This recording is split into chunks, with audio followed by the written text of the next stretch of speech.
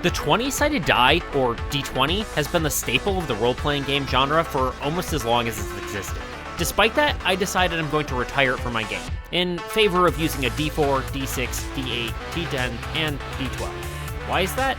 Well, in this devlog, I'm going to be talking in depth on this decision, and you can tell me whether I'm a crazy person or not.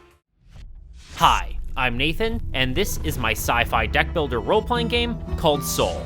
Now, in order to talk about these changes, first I have to talk about the changes that were made to my core stat system. And the truth is, it's a pretty big change.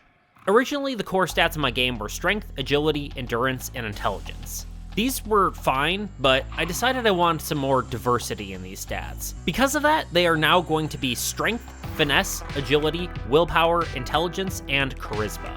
There is also another factor for these changes. This reason being, the previous versions of the game, dice rolls were completely unaffected by a character's stat level, with few exceptions. But what do I mean by that? Well, for the uninitiated, a player at a role-playing game, when they want to perform an action, will typically roll a dice. After rolling that dice, they will add a relevant modifier to that roll.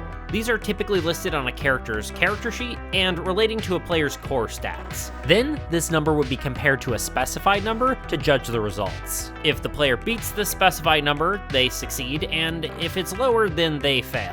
Soul didn't have this. Meaning, if a character wanted to do something, their stats would typically have no direct bearing on the results. This was unfortunate because it hindered any character diversity. No character was better or worse at performing actions than another. This was partly by design with our trait system, which I go into in a previous video, which you can check out here if you're curious. In brief summary, these were cards that gave bonuses based on your stat level. The higher your stats, the better bonuses you had access to. Well, some traits gave you bonuses that you could add to your roll, like success rates for performing a ranged attack. These bonuses generally were very specific and mutually exclusive to other more powerful traits that added utility to your character instead. If you've ever played Dungeons & Dragons, this is similar to the optional feat rule with ability score improvement. Essentially, you could either gain a stat bonus or new ability. I don't know about you, but I've always found it somewhat unfun, as the feat usually was always cooler and gave you something new to your character. Well, the stat bonus was generally much better, but entirely less interesting. But what's my point? Well, calm down, I'm getting to it.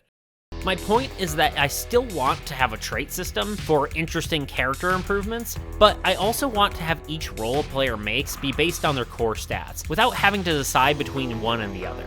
I want something much more like D&D's core stat mechanics, where a player can add modifiers to their dice. And because I want this sort of stat system, it also requires some more stats to make it feel more complete. Yes, it's true, other systems accomplish the same thing with even fewer stats, but I felt like the new stats helped to create a right balance I was looking for and remaining somewhat relevant to all characters. So let's talk about these new stats and what they actually mean and are associated with. Strength remains relatively the same, helping with actions related to physical prowess, such as melee attacks. The old agility's functions were split between the new agility and finesse. The new agility primarily relates to a character's speed, such as movement distance and evasion. This stat also will help with stuff like sneaking and stealth.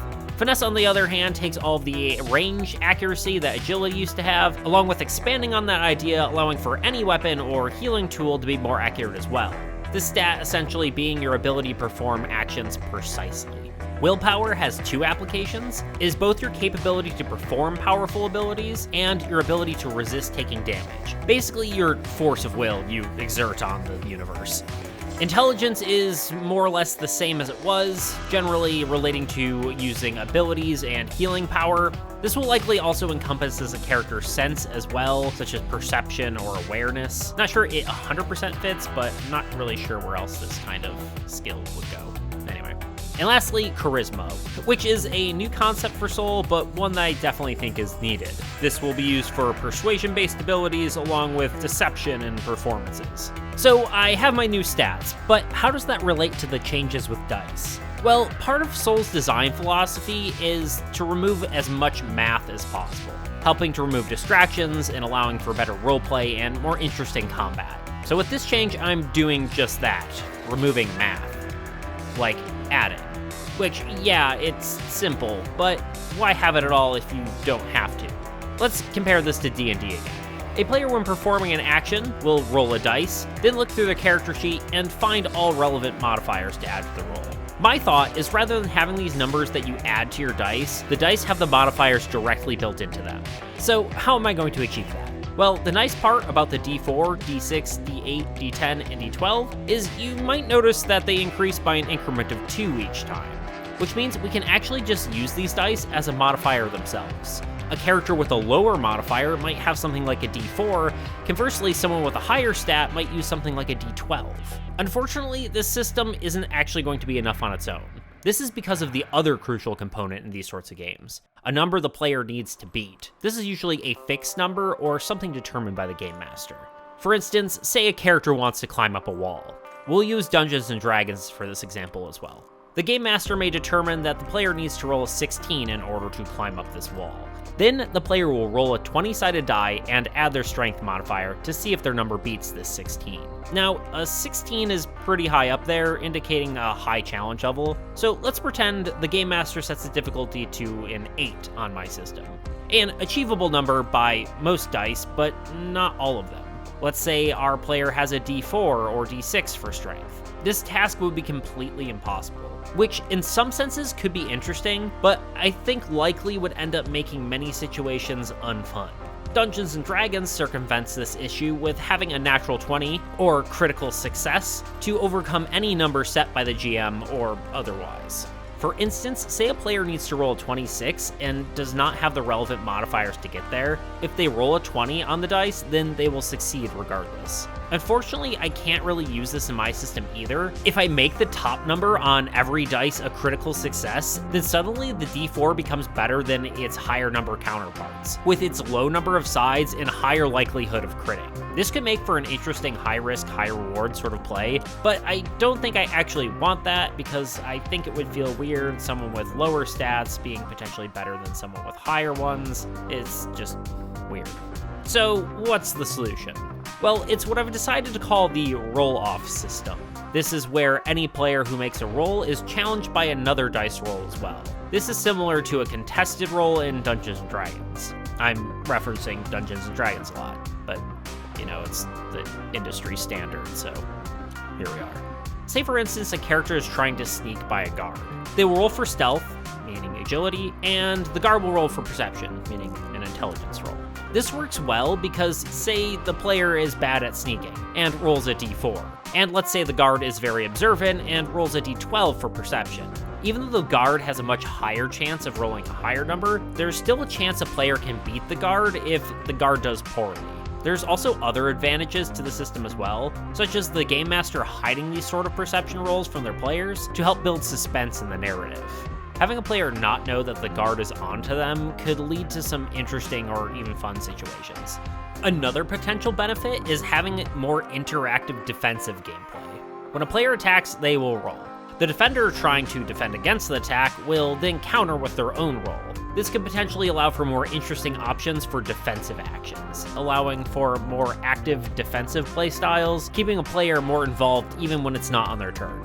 So that's the overall idea, but before we call it good and just walk away, usually when I'm designing a system like this, I ask myself, do I actually like it? It's important to be objective in this sort of situation, so I want to know what could possibly go wrong. Well, one of the biggest potential downfalls is a player having to get used to the number of dice, especially a new player.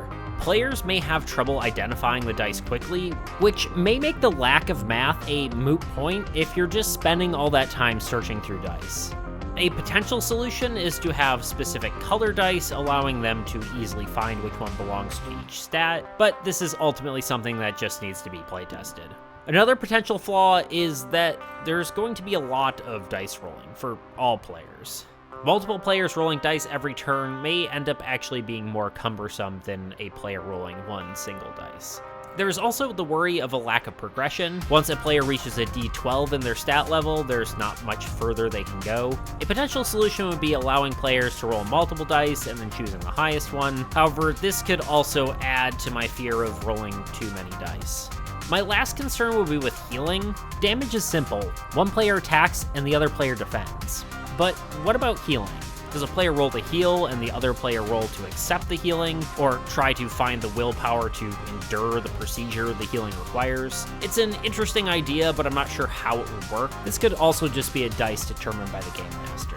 Likely the best solution is to just allow for healing to happen without a roll, but it also feels strange making it an exception to the rule.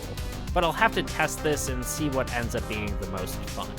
On the opposite end, I think one of the good parts about this system is using lower number dice than a d20 allows the dice to be used for things like damage, making it so a player doesn't have to switch between a d20 and a separate damage dice like in other games. As a sort of neutral thought, there also could be some sort of mechanic for when a player rolls the same number as the other dice. This could be something like a mixed success or potentially even a critical hit, but this will have to be tested for sure. And lastly, another sort of neutral idea, not sure whether it's good or bad, was allowing for the difference in rolls in a contest to be the final result. For example, say a player attacks with a 6 and another player defends with a 4.